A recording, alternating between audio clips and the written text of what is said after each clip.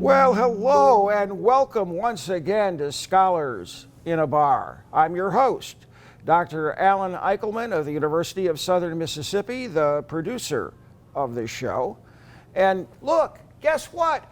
We're finally in a bar. I mean, for years we have not been in a bar because of COVID.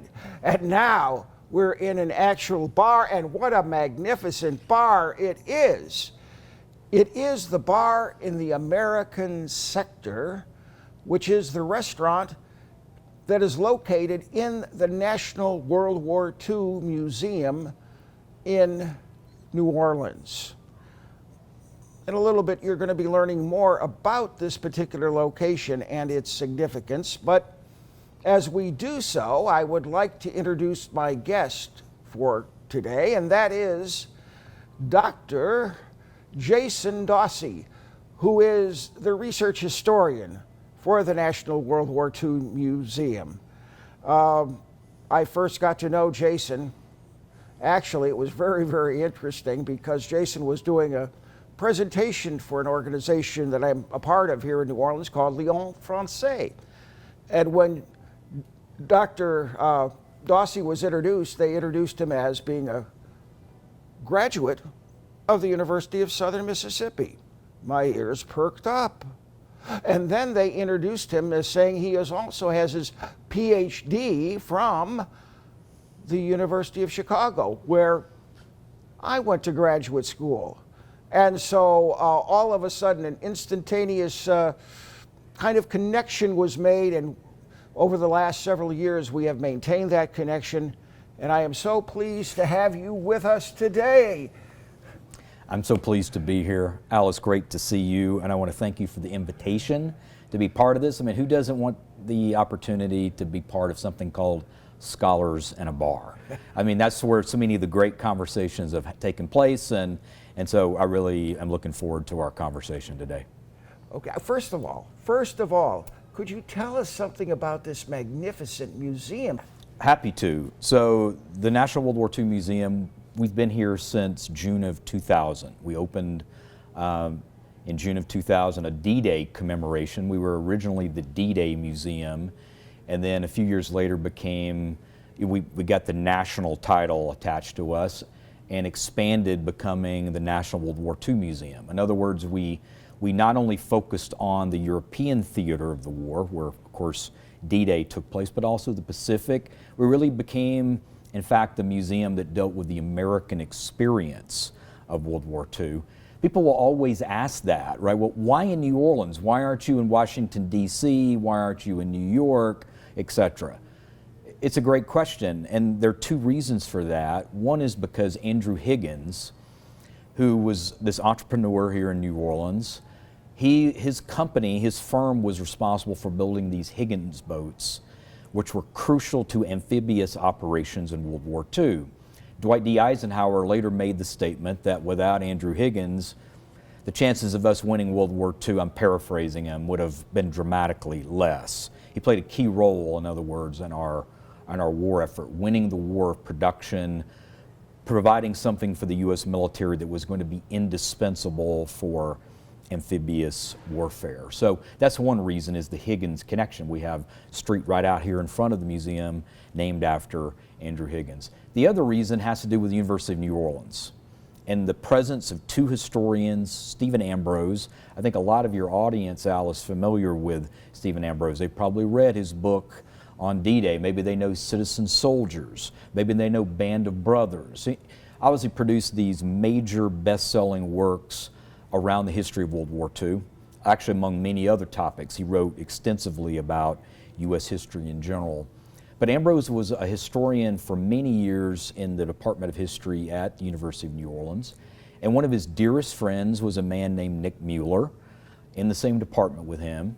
They were best friends, and out of their friendship really grew this idea about creating a museum, first around D-Day, commemorating D-Day, and then that's what expanded into what it is today.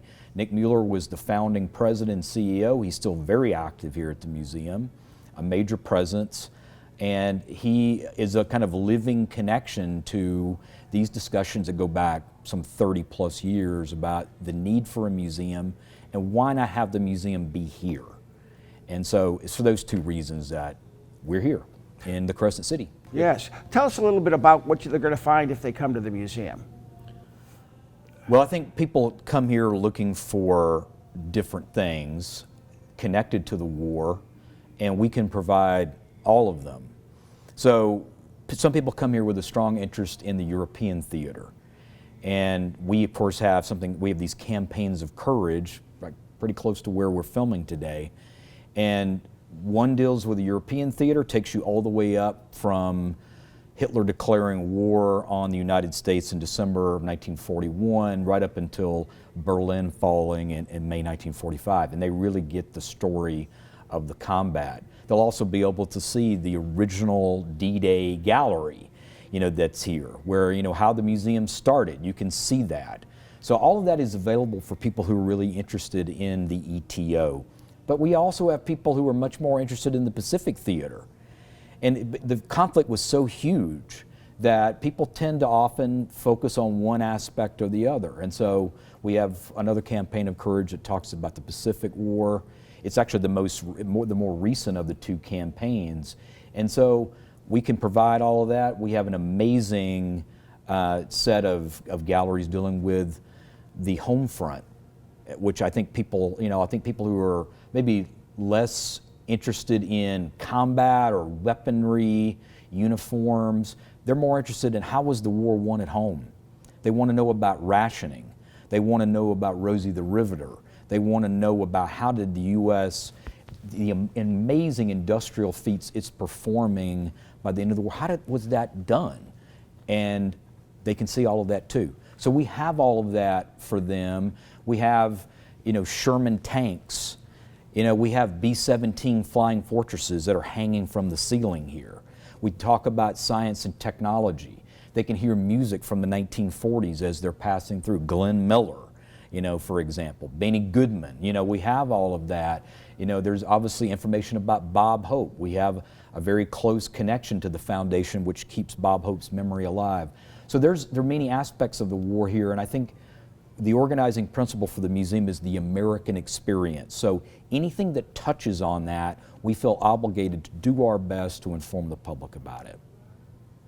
Also have the Stage Door Canteen where people can hear live performances that are outstanding, which feature a group like the Victory Bells. Why don't you tell us a little bit about the Victory Bells? Yeah, the Victory Bells are a kind of a signature part of the museum's experience in that they're a group of singers that will come out at events and they will do songs from the World War II era and often dress as if they were performers from that time, and our audience just loves them. They're really a direct link to the music and something about the kind of ambiance of that time. So we have them at so many of our events, and they're always just such a hit with our visitors because of that. There is a real kind of connection. There's something about music that really does tie people directly back to that time, and the Victory Bells always do that. Right across the street from the museum, you also have the Higgins Hotel. And at the Higgins Hotel, there's a constant array of conferences on World War II that are being held. I know you do trips to Europe, World War II trips to Europe. You've got some coming up this summer. The museum itself is massive. There's I think I lost count under the number of pavilions that there are in this. We have two.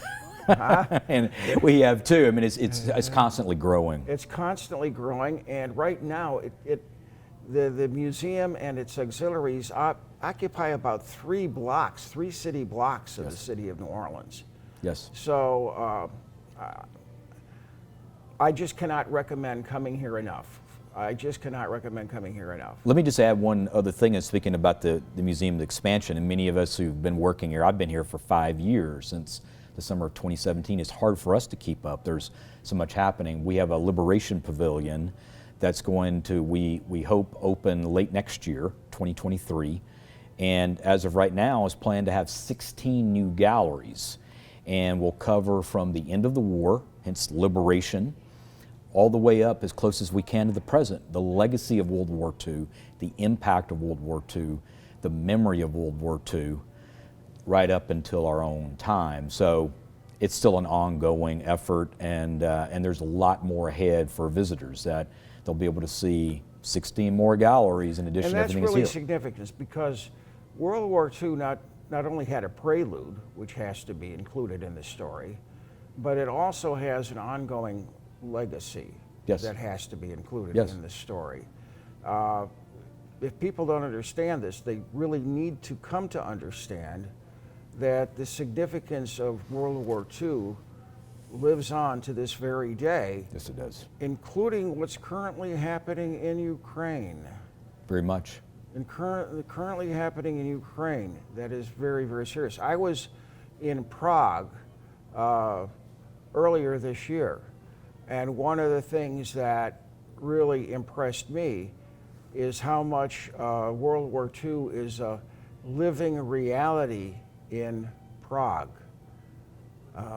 Very much. So I was in Germany and Poland this summer, speaking of museum tours, a tour done by Dr. Alex Ritchie called The Rise and Fall of Hitler's Europe. And of course, not only was the war in Ukraine very much being discussed, there were thousands of Ukrainian refugees who had been taken in Poland, but there's obviously just constant discussions about the war. It's never really gone away in either Poland or Germany. And you mentioned the Czech Republic. If we were in France, we were in Britain, we were in China. If we were in the Philippines, we're in Japan. It's never really gone away. If you're in Italy, it's never really gone away. If you're in Greece, it had such an impact that it's difficult really to overestimate the actual, how decisive the conflict was for modern history. last year I was in Italy, and I got to Cassino, and I'm looking at the Abbey on the top of Monte Cassino, and I'm thinking I'm approximately at the same place that my father was in 1944. I'm sure that was a powerful thing. It was. It was. And as the saying goes, the past isn't really past. Exactly. Especially this particular past. It lives on. It's still there. It lives on. Okay, let's switch though. Let's go now to some of your recent research that I'm fascinated by. Recently, you wrote an article in an edited volume titled "Understanding the Imaginary War," and the article is titled "After Hiroshima." Gunther Anders and the History of the Anti-Nuclear Critique. Okay. When I read your article, it occurred to me that as much as I have studied in this arena, that I wasn't really aware of Gunther Anders or his significance in any way, shape, or form. Now I am. Thank you very much. Could you tell us a little bit about Gunther Anders, who he was, why he's significant? Certainly. So you're not alone. I'll just start with that. I think many Americans, I think many people in the United Kingdom, I think in general Anglophone audiences up until very recently, he was an unfamiliar figure in the history of contemporary thought. And there's some reasons why he was not so familiar until the last decade or so. And we can also maybe say something about why that's begun to change. But Gunther Anders was born in 1902 in Germany. His actual name is Gunther Stern. So Anders was a pseudonym. In German, Anders will often translate as different or other. And that's a pseudonym that he began to use circa 1930, and then after World War II, he really adopted. And not only adopted it, he began to strongly identify with this persona of being different or other, an outsider. But as Gunther Stern, his father was William Stern, and he's not a figure I think a lot of Americans necessarily connect with in terms of the name, but they do know his work and that he was given credit among many great achievements. He was a psychologist for developing the intelligence quotient, the IQ.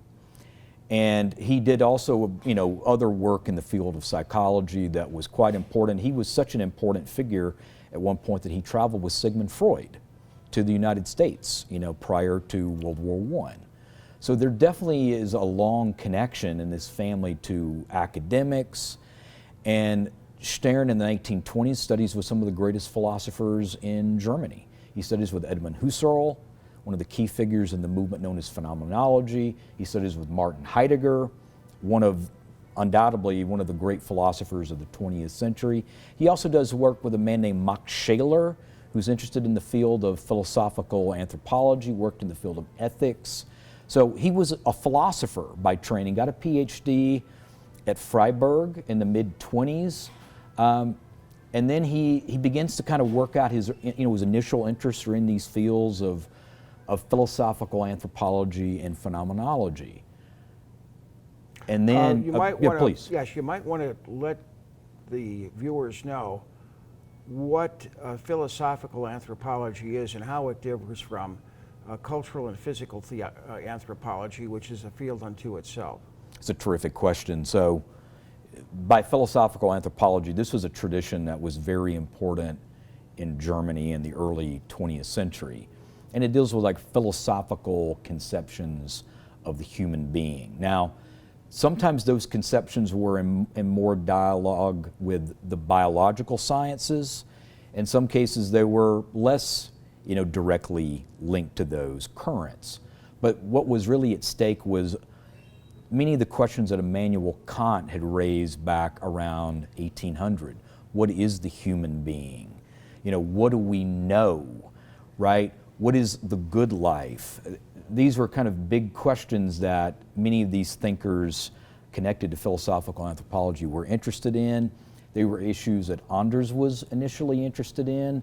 Later, his interest in philosophical discussions about humanity will shift. We'll get into some of that later, but that's his background. It's also akin to theological anthropology. The two are very closely related, philosophical anthropology and theological anthropology. Yes. I'm aware of one of the quotes by a current contemporary theologian by the name of Karl Rainier, who says that all theology is anthropology.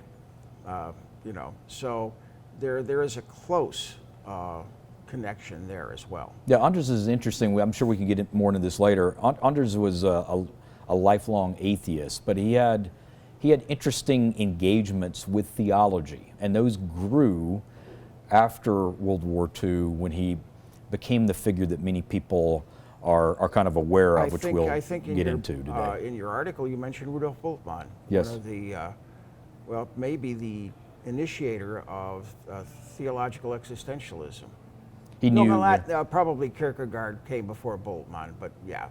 He certainly was had ties to Martin Niemöller. Yeah. I think a lot of people who know about the confessing church and opposition to the Nazis, he had ties as well to a man named Helmut Gollwitzer, who was also involved in peace politics. But I'm probably getting myself a little bit here, Al, just to finish this background. So in the early 1930s, Anders becomes very close to circles on the far left in Germany. People like Bertolt Brecht, the famous playwright, artists like George Grosz, John Hartfield. He never joins the Communist Party of Germany, known as the KPD, but he's kind of on the periphery of that party. He becomes very interested in these debates happening in the Communist Party about political art. And of course, like all of them, he's concerned about the rise of the Nazis, where with the beginning of the Great Depression, 1929, 1930, they really began to win over, tragically, millions of Germans with their ideas about making Germany a great power again, tossing aside the Treaty of Versailles, unifying the country, crushing the left, targeting Jews as an internal menace. Anders is one of many on the left watching this, and he'll later describe himself as a convinced anti-fascist, that his identity for years is he is an anti-fascist. And so in early 1933, after Hitler becomes chancellor, then a month later, you have this fire in the Reichstag, the German parliament, and then a major crackdown on the left that takes place. Anders gets out. He decides to get out of Germany, fearing arrest by the Gestapo. And he first goes to Paris, where he's there for 3 years. And then after that, in 1936, he comes to the United States. He's in the U.S. for 14 years. Does a variety of things, everything from factory work to working for the Office of War of Information. So he does a lot of different things during that time. He has a very difficult time at the start getting his intellectual work, his theoretical work going again, but toward the end of World War II, he's able to resume that and found some outlets for his work in English. And then in 1950, it's interesting about Anders' personal life and how it overlapped with his philosophical and political lives. He had been married to Hannah Arendt during the late Weimar years. That intrigued me when you said that. They had married in 1927 and were married into his time in Paris. Then they divorced in 1937, shortly after he arrived in the United States. He helps Hannah Arendt and her second husband get to the U.S. in 1941. It's all shown in his correspondence, with her. He remarries. He marries an Austrian woman named Elisabeth Freundlich, who herself was a leftist, a writer, and she wants to return to Vienna after World War II. They're both concerned about the rise of McCarthyism, and so in 1950 they move to Vienna. He spends the rest of his life there. He dies in 1992. And in 1956 he publishes the first volume of his magnum opus. In German it's called Die Antiquität des Menschen. In English you could translate that as The Obsolescence of Human Beings. And with the appearance of that work in 1956, he does win this reputation as a critic of technology. That's the real focus of the book. And a tireless opponent of nuclear weapons. And many people know him better, in fact, for his activism, for his work in peace politics, nuclear abolition, than they even do for his philosophical output.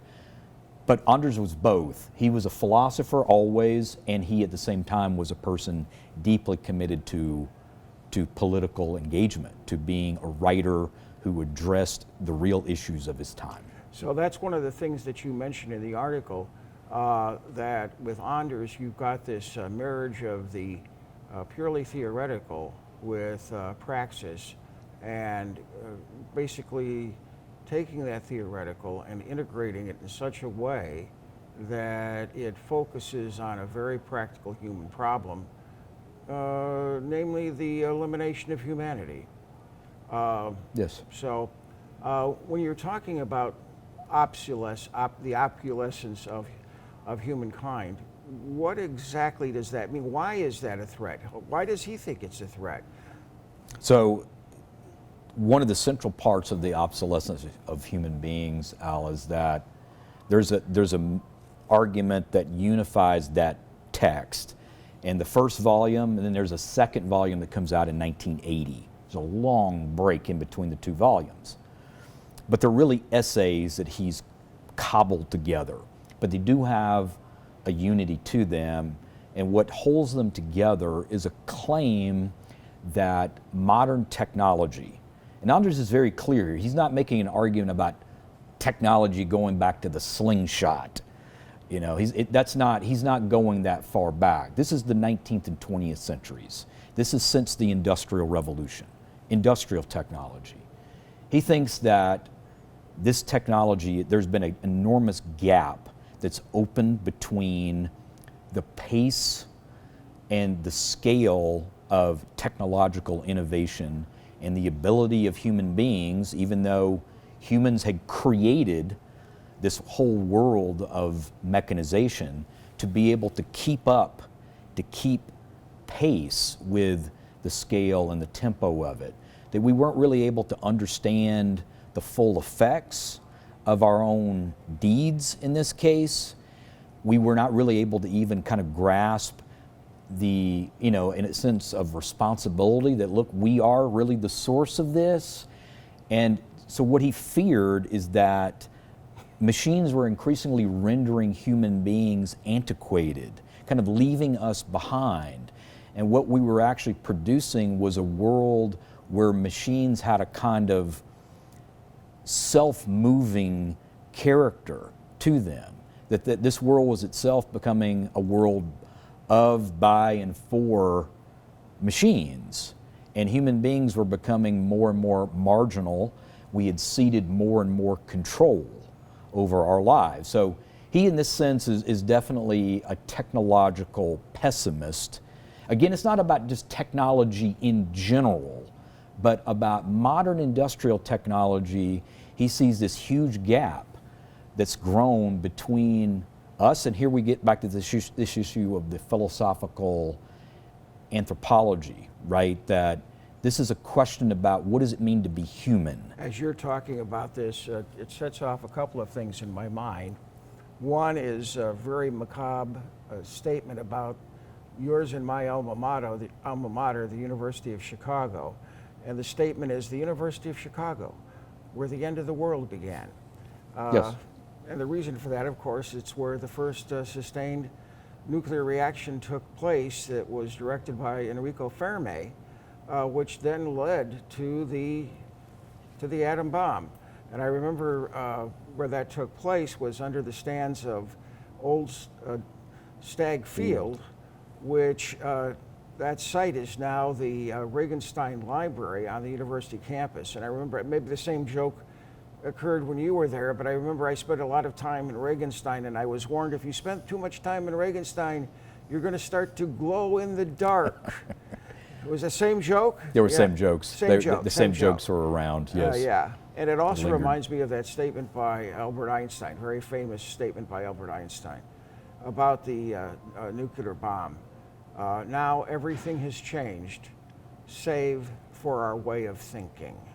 It's great that you brought up the quote, Al, because in The Obsolescence of Human Beings, the first volume, there's a very long essay, some 90 pages long, called On the Bomb and the Roots of Our Blindness to the Apocalypse. This issue of blindness is really fundamental to Anders' argument, because he obviously has these very big claims about modern technology and our ability to remain masters of it. He's obviously skeptical that we can ever really fully, if you will, put the genie back in the bottle, if you will. But he does think that there are ways that we can actually exercise some control over it, rein in the most destructive effects. And for him, obviously, the most frightening product of the industrial revolutions of the modern era is the bomb. And the bomb covers for him both nuclear and thermonuclear weapons, it's atomic bombs and hydrogen bombs and ICBMs. He thought Albert Einstein was one of the first to recognize this and to point to this discrepancy between what the bomb had augured for human life and where we kind of were as thinking, feeling, responsible beings who could rise to the challenge posed by nuclear weapons. So Einstein was a figure that he admired very much. Well, what you're saying about human obsolescence, there is a new kid on the block relative to this that appears to also have been created by scientific technology. And that new kid on the block is global warming, which of course is something that Anders never really thought about or talked about, because that has become an issue that has arisen subsequent to his own death. So, but it's the same kind of thing. We've got a technological monster that has been created in global warming. And of course, in a real sense, when it comes to these things, the cure is a bit of the hair of the dog that bit you. In other words, you need science to basically solve the problem that science itself first created. Yes, and I think for Anders, those are always things he's considering, is what paths are there to go forward for human beings. In the case of the ecological crisis, it's interesting because he's so focused on the threat of nuclear war, World War III. He had lived through World War II in the US in exile and had followed very carefully the news coming from Hiroshima and Nagasaki, and then Bikini Atoll, and how these weapons had developed. And certainly the invention of the hydrogen bomb was a real watershed for him, that this wasn't going to stop. There was this escalating logic that was now in place in the Cold War on both sides of the divide, the US side and the Soviet side, about always ratcheting up the potential of these weapons. So that was something definitely that haunted him, I think that drove him to become so active in ban the bomb politics starting in the late 1950s. He goes to Japan, he goes to Hiroshima, he goes to Tokyo, he meets with survivors of the attacks. He gets very involved in these congresses, these international congresses made up of people who want to eliminate these weapons. He actually corresponds with a pilot who was stationed on Tinian named Claude Etherly, who had done reconnaissance over Hiroshima the morning of August 6, 1945. He's not on the Enola Gay, I want to make that very clear, but he's in that same squadron. So this really was the issue for him for decades. But starting in the 1970s, he begins to pay much more attention to the problem of the destruction of the environment. And it's interesting, a friend of his, I'm sure someone who you've run across too, a figure named Hans Jonas, who was also a Heidegger student back in the late 1920s, early 1930s. He wrote about technology and ethics a great deal. And he and Jonas talk about their different, the different emphases of their work. And that Jonas mentions, Gunter, you've been writing about the nuclear threat so powerfully for 20 years now. This is in the 70s when they're exchanging ideas. And Gunter, of course, recognizes that Jonas has been writing about ecology and about the threat to the life world that industrial capitalism has brought about.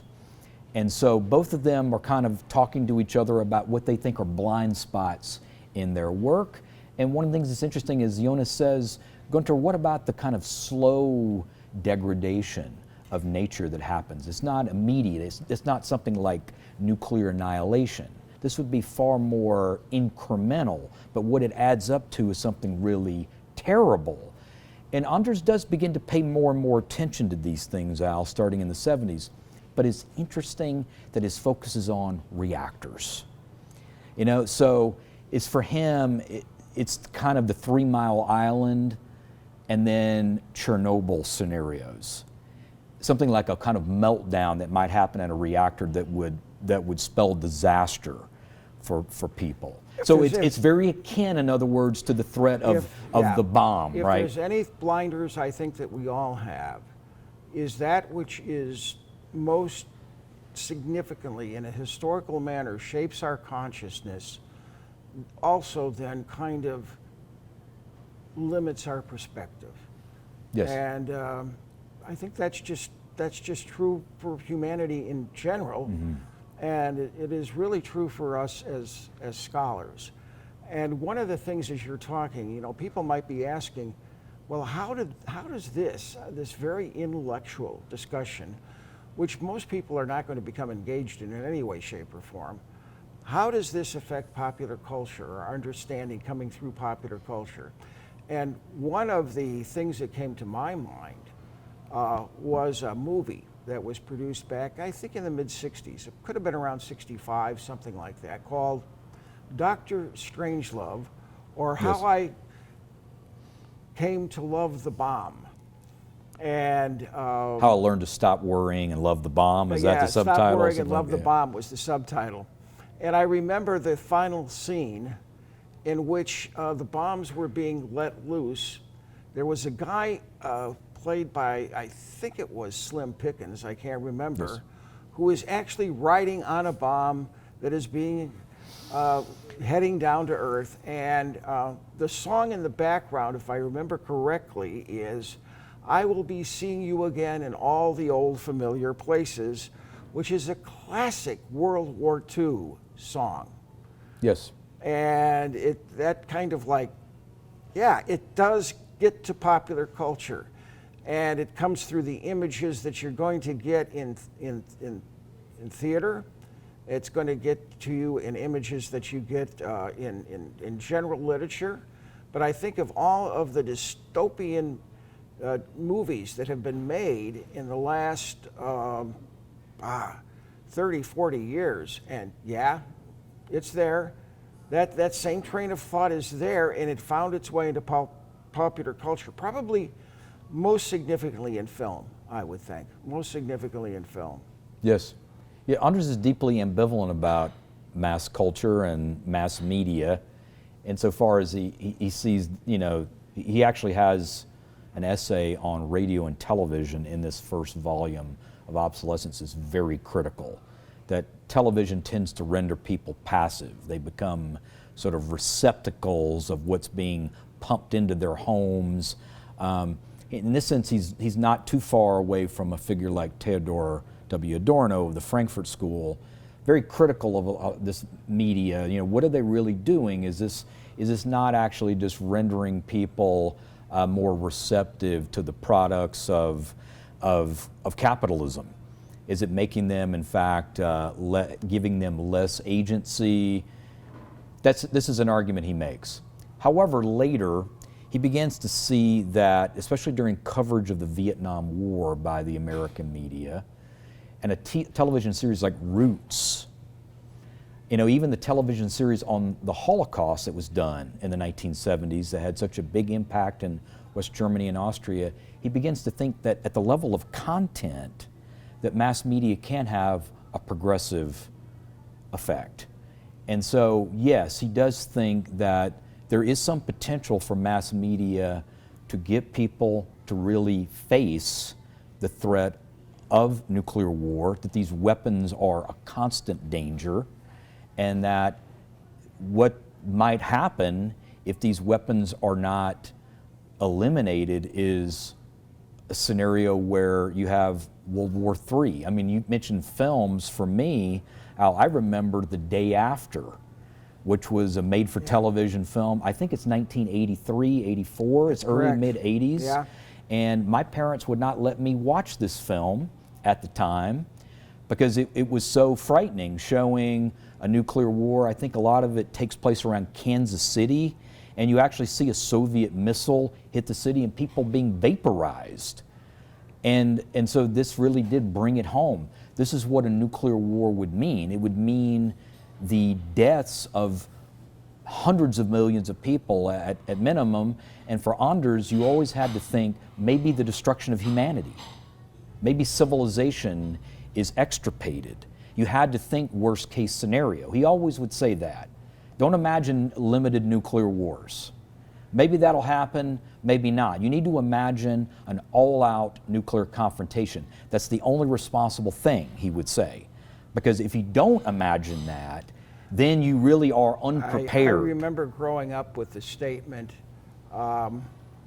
if we have World War III, World War IV will be fought with clubs. Yes. Yes. I remember that. That's really a central part of his philosophical work after 1955. Is a focus on the imagination. And I would want your audience to kind of think about that. Like for him, I think along with a figure like Sartre, Gunther Anders is one of the great theorists of the human imagination, meaning that he's always demanding of his readership to imagine nuclear war, a terrible thing to contemplate. And not only just imagine it starting or beginning, but think it through, he would always say. Imagine, what if this happens, what will it mean? And he then says, the image you need to really focus on, to meditate on, to reflect on, is a humanless world. An Earth drifting through space with no people present. And so with the end of humanity, it's the end of all temporality in the way we think about it. There's no longer any species that remembers life on Earth, that can chronicle it, etc. All of that is wiped out. So these are obviously not thoughts that most of us wish to foreground. But for Anders, he took that, he actually embraced this idea of being a professional panic maker, a kind of warner. And so he did, in this sense, kind of getting back to this interest in theology. Again, a committed atheist, but the prophetic tradition. I would say in the Bible, those are referred to as prophets, yeah. So there's real interest in the history of prophecy, the prophetic tradition, and what could be taken from that and used to stir people to act. That's really what he wants. He wants people to act, to get out in the streets, to demand the abolition of these weapons. And that's what he really saw as his contribution to a struggle for a better world. I mean, he was a leftist, Al, so he certainly still harbored some ideas about a society beyond capitalism that would be a liberated society, but really he would say, no, my focus, as much as I still admire those ideas, my focus is on survival. I want the human race to survive, and to do that, what role can I play? Well, hopefully I can play a role in illuminating the nuclear threat and getting people to act. Well, with that, this might be a good place to end, which is also to say it might be the place to begin. And so I'd like to thank you once again for being in Scholars in a Bar. I might call on you in the future to do this again. Be happy to. My pleasure. I enjoy always seeing you, my friend, and great to see you. Looking forward to years of continued relationship with you. Me too, me too. Delighted to be a part of this. And so that is it for this segment of Scholars in a Bar. See you next time.